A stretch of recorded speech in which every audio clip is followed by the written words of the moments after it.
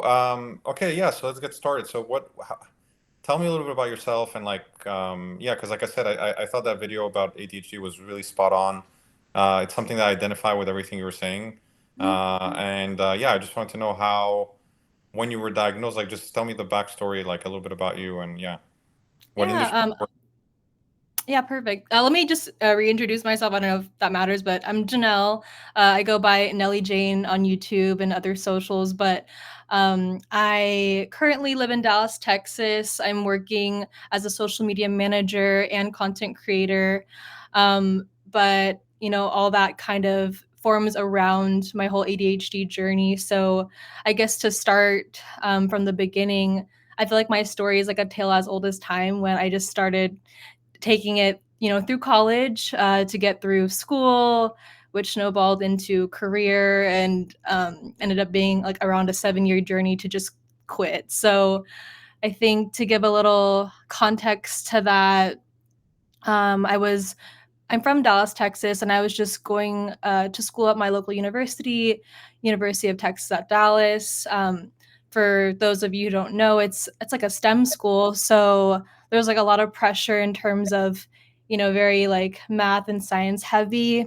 And someone like myself, I've always been more on the creative side in terms of how I like to express myself and my passions and hobbies. So trying to conform in, I guess, your typical big university and like lecture halls and things of that nature, I felt really out of place. And I found out that just had a really tough time focusing, being in that type of environment, which led me to explore, do I have ADHD? And I got prescribed by my doctor. And yeah, sorry, I feel like I'm just kind of no, no, rambling, no, but no, no, no. it's This is good, Ram. No, this is very interesting. I think it's going to tie to some points that it's funny. I had the same also journey as you. Like, I also yeah. went with STEM. I also like it was in STEM at a younger age. But wait, so you're in computer science? Are you a computer science major? No, so I was actually majoring in, it was just business administration, but even some, business administration, it wasn't anything, math or science based. However, all our core classes involved like a little bit more advanced in, I guess, those core classes, and just being around my colleagues who were all like the top, 10% and things like that. It was just hard to kind of keep up, honestly. So yeah. Got it. Yeah, yeah. So but when did you discover that? Like, so you joined tech after what industry did you join at? Right, right. So, I guess kind of, yeah, going back into that, I ended up leaving University of Texas at Dallas. I Once I realized that this wasn't for me, I ended up going to Los Angeles to pursue my dream school. So I actually went then to the Fashion Institute of Design and Merchandising. So then I went into social media, and from there, I got a job in the music tech industry. At the time before COVID, um, there was this company that sold like festival and music and travel packages, and my job was in sales. So being in that sales job, I just had a lot of pressure to perform. And the nature of just working in LA, especially in that type of environment, it's like sink or swim type thing. And I didn't want to go back home to Texas. So I was like, anything to help me just, be on my A game, which was Adderall at the time. That was just something that I ended up taking when initially I thought I was just going to quit taking the substance, after college to get me through like my exams and stuff. So I can go into any of that into more detail, but that's just like the overall, umbrella of like what happened. Yeah, and isn't it interesting? I think people with ADHD basically, and again, I'm with Dr. Gabor Mate. I don't know if I'm saying his name properly. He's like Canadian doctor, and he's like he actually doesn't believe that there's like a real diagnosis because if you look at the DSM-5 like definition of Hmm. what ADHD is, it's like super fucking vague. It's like, are you Yeah. fidgeting? Like, yeah, everyone on earth. Like, it's like a very basically what he's saying is like almost anybody could get diagnosed with ADHD in America, like It's because it's such true. a big umbrella term. But I do think like what he says is that obviously, and I feel the same way. Is like there's something about people that are identify on the high side of ADHD that like they can't perform well under pressure. It could be because of trauma. It could be because, but like something happens when you're pressured or uncomfortable where you're like, okay, I'm just gonna run away from this. I'm, bounce or whatever, right? Did you feel the Mhm. same way or? Definitely. I think I agree with pretty much everything you said. I think, like I said, since I was in that sales environment when I feel I naturally shine in places that are more creative, I think when you're put in a situation that you're not meant for, of course, there's going to be pressure. So it's as if, like for me, I just kind of use the ADHD to help me conform into that type of person that would be able to excel in sales, if that makes sense. So Oh, yeah, yeah, yeah. And do you think there's a trauma link? Like, is there guaranteed like sorry if you don't mind, do you feel like you no, had you're trauma good. in the past or? No, I'm an open book, but yeah, I want to preface everything I'm saying that like this is all my experience, and I know everyone has their own experience. You know, some people may need the medication, some may not, but yeah, as far as myself, I definitely have some trauma for sure, but I think it really just came down to I allowed my limiting beliefs to make me believe that I wasn't enough and that I needed to be under Adderall or Vyvanse to bring out the best version of myself. I never really thought exactly what it was if something in my childhood had brought me to that moment.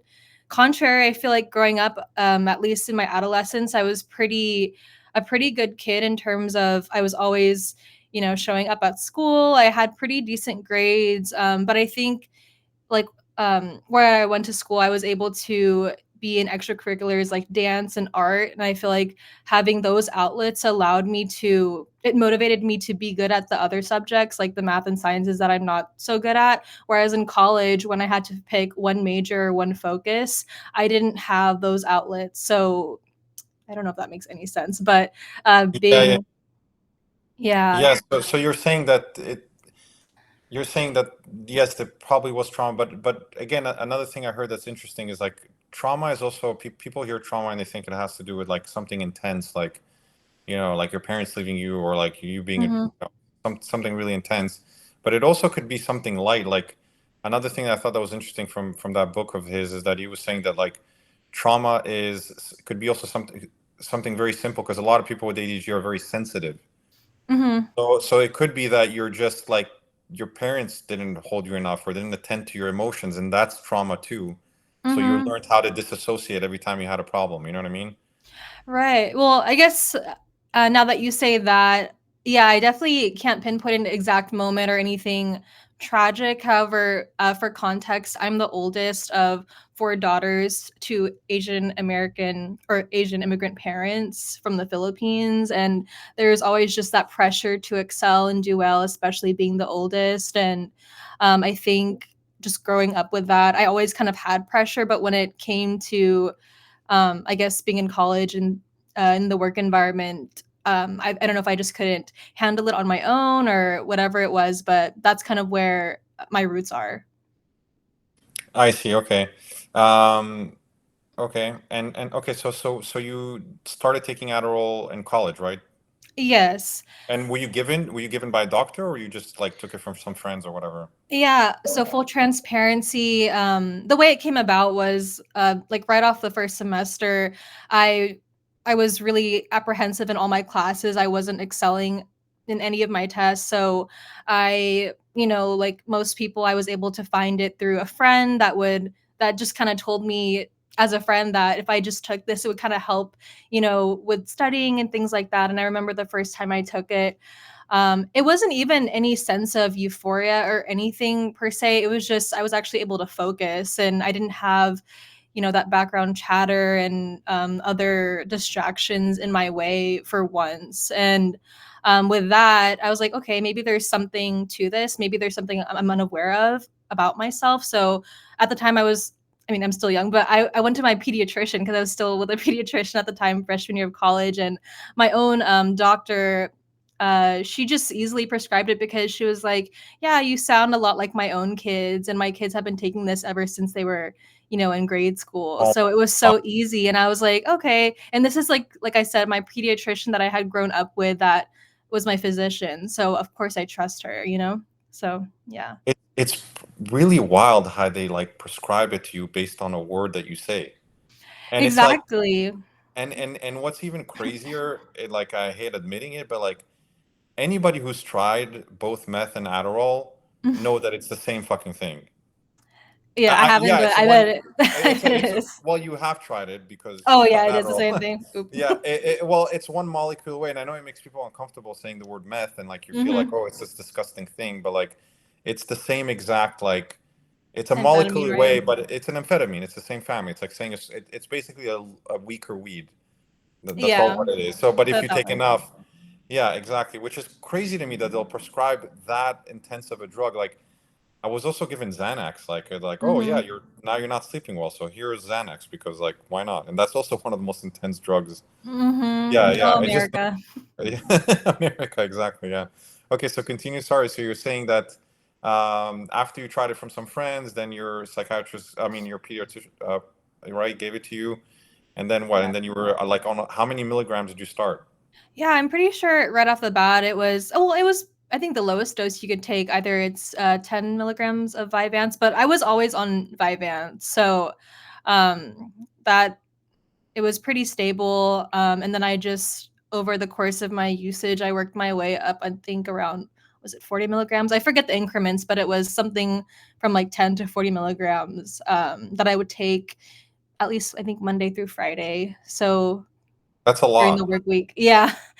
It is a lot, and, yeah, I don't know what else to say to that, but So yeah, so okay, so in the beginning, so how long was your honeymoon phase with Adderall? Because everyone has a really great honeymoon phase, like which is like you feel like you found the man, like yeah. the answers to all your to all your problems. Yeah, how N long was n that for you?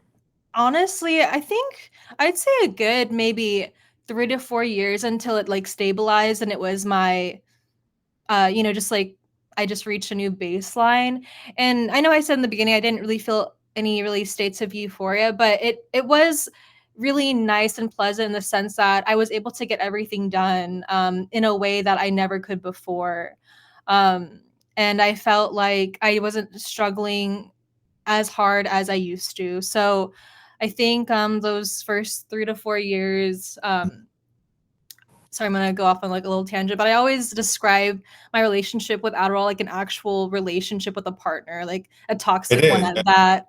So yeah, definitely those first years were the honeymoon phase until you come to realize this is a really toxic situation that it's gonna be really hard to get out of. But yeah, you just kind of hope it ends, I guess. So, but you said that that honeymoon phase passed for you after 4 years. That's when you started realizing something is off over here. I'm like, That's a good way to put it. I started realizing this isn't sustainable around the 4-year mark. and then what clicked in your head that you're like, holy shit, this is not sustainable, and like I need to stop this or whatever. What are the like steps that were like, okay, this is not okay. Yeah, I think honestly, it's funny because even though I did say the 4-year mark, I did feel like in the beginning, like whenever I would take it, I was like, it was as if like I don't know if it's my higher self, but a voice in my head was saying like, this just isn't like how are you going to be doing this when you're like 60 years old? Are you going to be on like 100 milligrams a day? It was just always that thing like in the back of my mind, and I was like, and I would just put it off to the side and say I'd deal with it later type thing, and then later came. So I think definitely issues started happening when I experienced insomnia episodes for the first time. I never really had any issues sleeping, and around the 4-year mark, I would have more sleepless nights. And I know actually, I think most people, especially college students, they use Adderall so they could pull all nighters and things like that. But I didn't have like any issues sleeping for a couple of years. So I think that was the first indicator of that this is not going to be good for me because it was causing more issues than benefits at that time. Um, Got it. So it's two indicators, right? You said the first question that popped in your head, you were like, well, okay, I have to do this for the next 100 years. Like I'm going to be 90 and still popping Adderall. So that's like one doubt that you had, right? And then the mhm. second one was the insomnia was bothering you. Yeah, that, and then I would also say just a general numbness. Like, I always identified as someone who's very positive and emotional, but in the best way. Like, I experience emotions really or really a lot of happiness, sadness, and then there came to a point where I wouldn't feel those emotions, um, like times where I feel like I should be feeling something, like for my birthday, for instance, I wouldn't feel like much like happiness during my birthday, or even just a family member dying. I would just kind of accept things and move on. It's like as it was as if I couldn't allow myself to fully process life events because of the substance. Yeah, that's very interesting. I feel like it really sucks you out of, right? You become kind of like sucked into that world. Like Adderall takes over, Hmm. right? It's like Yeah, you're in the you drugs just world kind of basically. Yeah. you just kind of be jaded to like everything because it's like Adderall is this like shield or artificial shield, but it's not a good thing. Got it. Okay, so then you had those ideas, and then did you panic when you were like, "Oh shit, I gotta quit this thing," or like, did you like, what was your first steps of saying, "Okay, how the fuck do I get out of this?" Like, because obviously you've been doing it for 4 years. That's a serious. Mhm. That's a long time. Yeah. Well, the thing is, I think, just to give more context, because honestly, I could have gone about feeling this way for quite some time, but during this time, I was living in Los Angeles, and um, I just really wanted to create meaningful relationships, and I wanted to attract a partner, honestly, like a real relationship, because I hadn't been successful in that department. And I really feel as though whenever I would go on dates and things like that, I would attract people in my life that wouldn't show up authentically themselves, like they'd be lying or cheating or something like that. And only to find out, I guess, later through, self reflection, because I wasn't able to fully show up authentically myself, I was also attracting people like that. So once I made that, connection, I was like, if I want to attract someone in my life, like a lifelong partner, I need to be able to be okay with who I really am. And I felt, in my heart that being on Adderall, that's not 100% authentic to who I am. So that was the motivating factor, that I was like, okay, I want to change this. But if I didn't have that desire, I feel like I could have toughed out the numbness for a little longer, to be honest. But I was just getting bored of it and tired of it. You're tired of not. You felt like you were attracting people, like whether it's dates or whatever, that were like not authentic because you were not authentic. Also. Yeah, exactly. Yeah, that's interesting. I feel like that. Yeah, that's really interesting. So okay, and then, but what was your way out? I feel like it gets scary for some people. They're like, okay, I know that I need to get off of this. Now, Mhm. what do I do? Who do I approach? Like, yeah, Right. So yeah, I was in Los Angeles when this happened, and around it was around the start of the pandemic. Of course, everything was just taking a complete 180. And again, to give more background, I was working at a music festival, like tech company, and we had really unrealistic expectations to deliver or to sell festival and travel packages. And there came a point where I couldn't perform even on the Adderall. So what ended up happening is I got let go of my job. And I realized then also another main source of why I was taking the Adderall was for my job. So oh, so there I was like, okay, well, I've been wanting to quit. I have every motivating or I have every reason to quit. So in a way, of course, at the time it was devastating because I ended up moving back to Dallas. I lost all my, I was disconnected from all my friends, and I was removed from the place that I always wanted to live, for the longest. And being back home, I was like, well, I literally have nothing else to lose. So I might as well just shake up my whole life and quit Adderall once and for all. And prior to that, I definitely attempted a few times, but I failed, or I don't know if the right word is relapse, but I definitely, went back on because I was still working and I really had to. I couldn't afford to quit, honestly, at the time. So I know not everyone can just simply quit their job, but just speaking from my experience, that's what it took for me. I had to literally get fired from my job to be in a situation that I don't need to be on it. And I'm very thankful that I was able to fall back on, living at my parents and, not having to deal with the stressors of my job. But that was just what it was for me, and I thought it was the perfect opportunity to do that.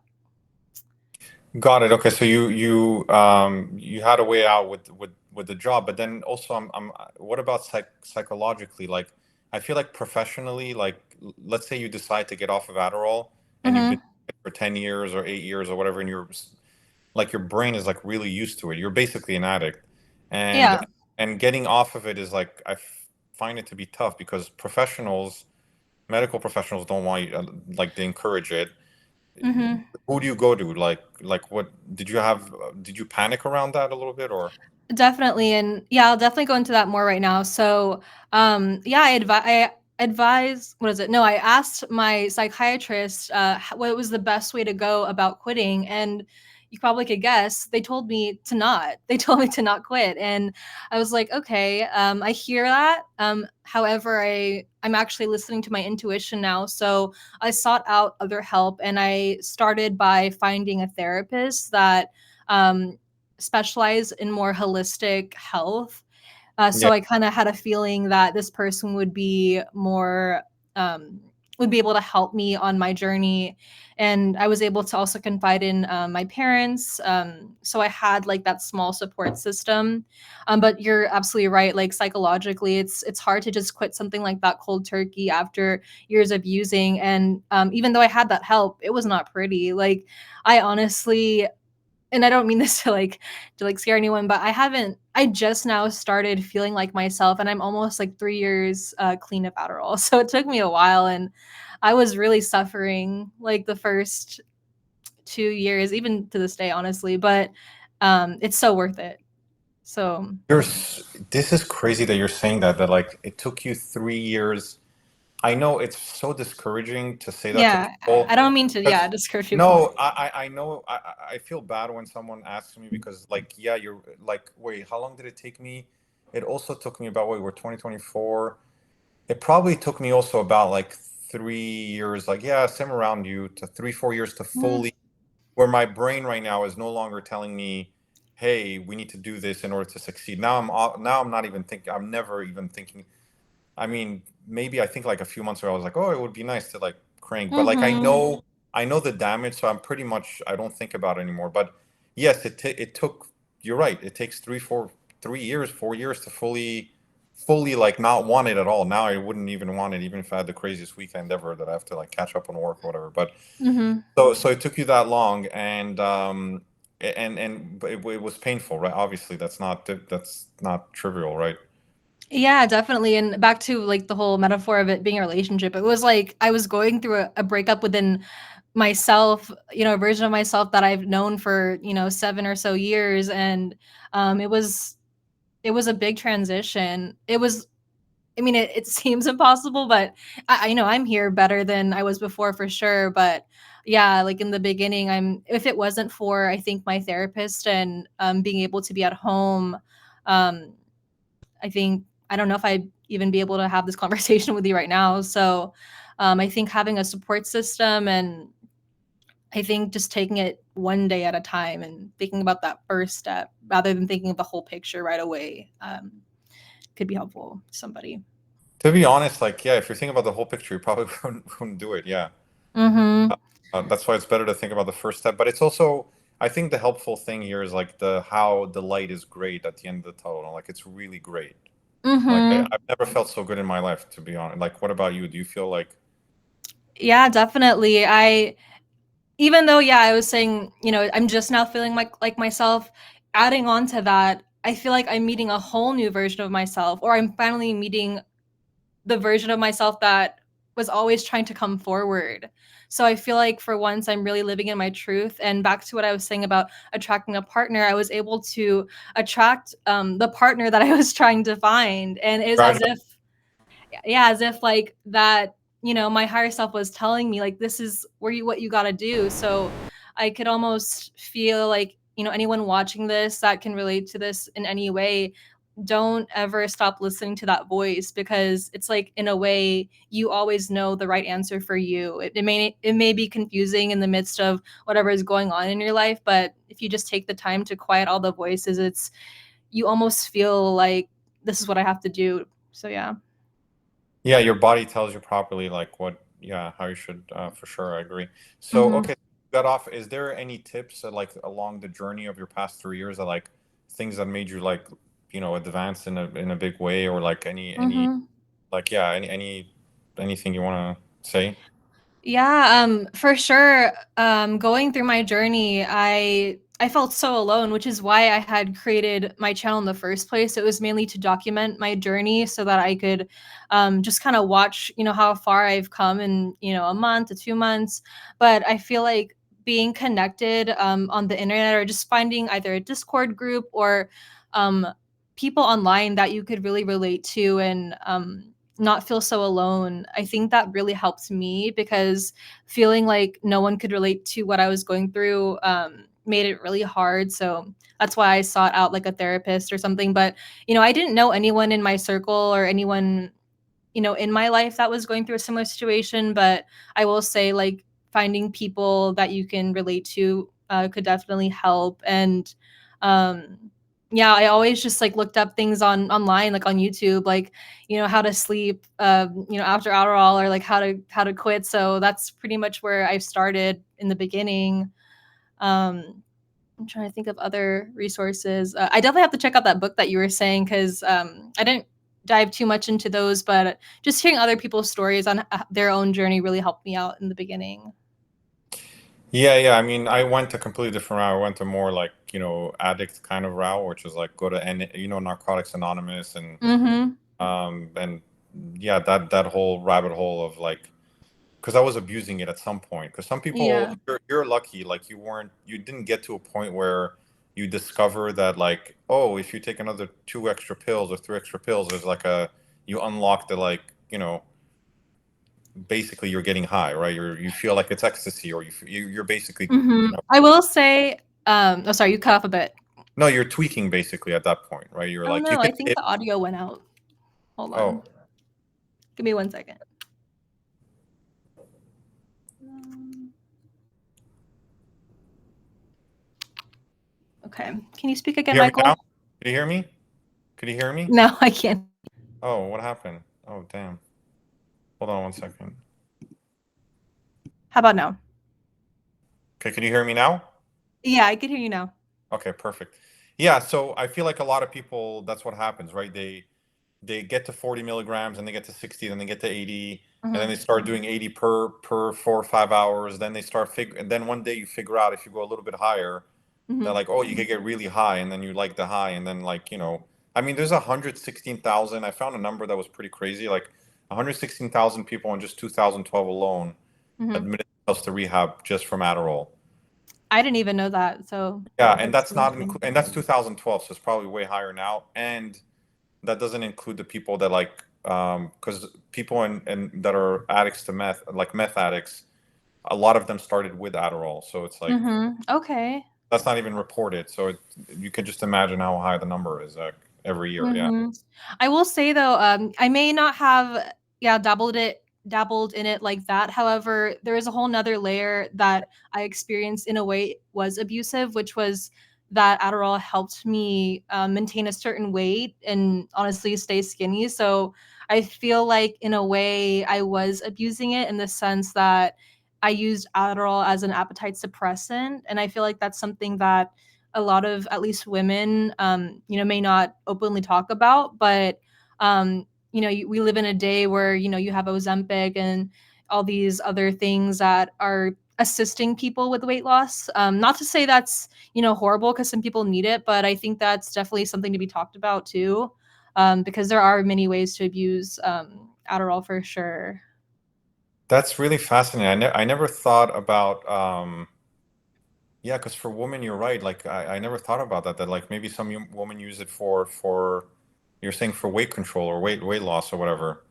Yeah, that was a whole nother thing I used it for. So not only did it help me, with my work, but it helped me in workouts. And it was something that was honestly my pre-workout when it came to, being in the gym and things like that. And that was also a big factor as to like why when I said I didn't feel like myself, 3 to 4 years in, it's because right now the repercussions I'm dealing with is I gained around 50 pounds after quitting. So, and I knew that was going to happen. So that's something that I'm navigating right now. I feel like that's just, weight as a woman is hard, but when you're adding substances into it and trying to go about it holistically, it's like a whole nother beast. So, Yeah, yeah, yeah, yeah. That's crazy. So you had an extra psychological layer where it's not only that I perform well on work, but it made me go to the gym. It made me like do all these things, and then so you had to get over that as well, like to not feel. yeah. And I guess now, now that we're on the topic, if you have more time, I can go into this. No, no, or any, yeah, yeah. Yeah, so I'm just like throwing this in there randomly now, but I actually was a competitive dancer, and Adderall would help me, where it came to performing and training.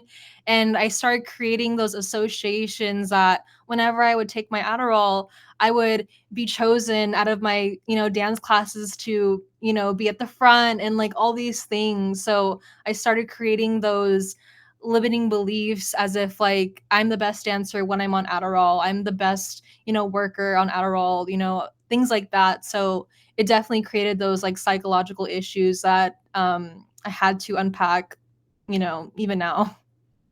So it's still. So you're saying it's still there. You still have work. It's not like you're not Mhm. here. I still have work. However, I think it's that much more rewarding once you face those truths about yourself, especially, being off of it. Because, once it's like, it's one thing to, clean, your whole apartment on Adderall, but when you do it without it, it's like, oh, I could have actually did this the whole time, and I have everything within me type of, energy that you end up accessing. So, Yeah, that's true. Yeah, yeah. And it makes you maybe discover who you really like, the things that, like you said, right? Like you could be maybe more on the creative side, and you don't want to be in STEM, or you want to be, you're, discovering basically who you truly are. Yeah, that's okay. So any other things that like, there's no tips like spiritual, like things that you've been doing along the way to like help you kind of believe in yourself? Because I feel like the that's really what you did, right? Your journey is like, okay, you mhm, discovered all those things about yourself that now you believe in yourself. You don't need this drug to succeed, or right? You mhm. feel like, so is there things that helped you, like other things like spiritual or physical, or maybe Yeah, a relationship with definitely. a significant Mhm. other?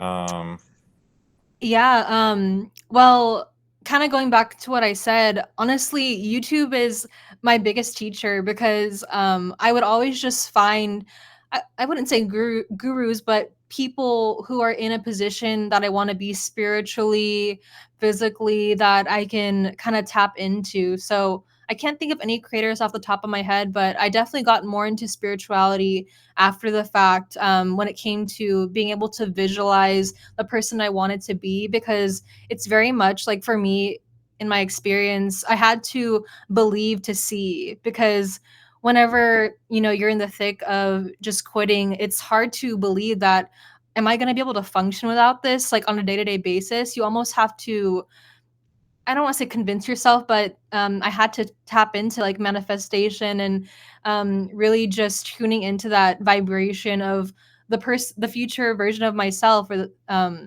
so yeah. And I think that the main takeaway from that is to find people, on TikTok, on YouTube, that you could access that will help give you the blueprint, of where you wanna be, in whatever facet, physically, spiritually, etcetera. okay, so you mean like spiritual? You mean like a spiritual leader or whatever? If it's like, let's say you're Catholic, Yeah. like, is that what? Right. Well, I have a creator that came to mind. So, Aaron Dowdy, he is, I don't know if you would call it metaphysics. I don't, you know who that is? Aaron Dowdy? Mm. He teaches more, things along the lines of meditation, but he actually has a similar story, as well. He has an Adderall journey, but he, very much had this meditation that he would do it, and it was, and I tried this as well, and it actually helped in the beginning of my journey. But he would light a single candle and be isolated in a dark room and just focus on the flame. And I know that, I don't, that may sound whatever it is, but something he could better explain it than I can, but you can look up Aaron Doughty ADHD meditation and it probably pop up. But thing practices like that definitely helped me, and that's, I think, a good influencer to start with. But yeah. Yeah, that's actually I do talk about that meditation that you talk. It's called Oh, there Trakata. you go. It's called Cool. Trakata. I always spell it wrong, but Trakata Yoga. If someone Googles it, they'll find it. But yeah, Okay, cool. because it's actually because I tried different meditation techniques, and like meditation worked somewhat because it mostly worked with my anger issues, but I Mhm. feel like that candle exercise like Mhm. helped me with like learning how to be uncomfortable and like just giving that Mhm. uncomfortable space and like focusing. It really is effective. You're right. It's like amazingly effective. Yeah. Mhm. And I guess adding on to that, I think I realize now why it's effective, but yeah, for most people, or at least for myself, it could be nice to meditate like that, but I have been able to redefine what meditation truly means to me, and that just means to be in a flow state. So once you're, say you're able to make that first step and actually be in a place where, you're off the substance, what are the things that help you be in a flow state? Is it walking outside? Is it biking? Is it, watching a, drawing or whatever it is? Because those in itself will help you focus because you're so tuned into the moment. So I think that's a good question to ask yourself. What can I do that I could just get lost in time and actually find, joy in? So yeah. Okay, one big important question that I have for you, and this is something that comes up a lot, especially towards people like us, which is like, Mhm. well, Janelle, you're not a doctor, right? And Michael, you're not a doctor. Like, Mhm. you guys don't know what the fuck you're talking about. You're Mhm. should continue taking your meds. You made a mistake getting off your meds. Like, Mhm. I'm just repeating the comments that I read. Like, you don't know what you're talking about. Like, what else did I Mhm. hear? Yeah, meds are effective. Oh, actually, one psychiatrist that I found said like Adderall is like taking aspirin, and another Mhm. psychiatrist said, and I made a video about this like yesterday. Like, he said that Adderall is impossible to abuse. It's like, Mhm. I mean, I can't believe I'm actually saying what they're saying. Like, but Mhm. what do you answer to that? Like, what do you answer to, well, you guys are all invalid because you're not doctors? Like, yeah. Yeah, that's a really good point because I honestly haven't thought of that question. Um but and that's why I did preface in the beginning, because I guess the people who are defending those comments or who are making those comments, maybe they genuinely need it, but all I could say are, my opinions. But there will come a time, it may be, later down the line for that person, but they will feel like the onset or the repercussions of taking it for so long, I feel. And if not, then maybe they genuinely need it. But yeah, I don't have the best answer for that. It just kind of goes back to, um, if you really feel like long term that's something you can do, then by all means, don't listen to my advice. But I guess I make my content for people that it does resonate with. So that's Yeah, all I could say because I'm not a doctor. You're right. But I will say I'm a much better person. I'm living my life 100% more, truthfully and honestly and happier by the decision I made. And I stand by it, and I would do it over again.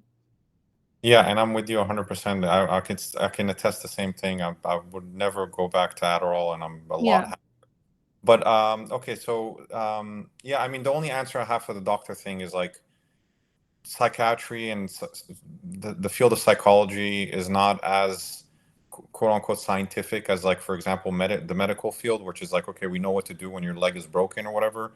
So it's Mhm. very like the diagnosis are vague, so it's not really like a scientific like it's not a falsifiable field. Mhm. So yes, they were doing lobotomies 60 years ago, so it was doctors that were doing it. So does that mean it was Mhm. correct? Like, you know what I'm saying? Like, it doesn't have to be right. It doesn't mean that it has to be right because right now the world of psychiatry and psychology thinks that that's what you should do. You know what I'm saying? Like, Mhm. could be And wrong. Maybe in 20 years from now we will never prescribe that again. Who knows? You know?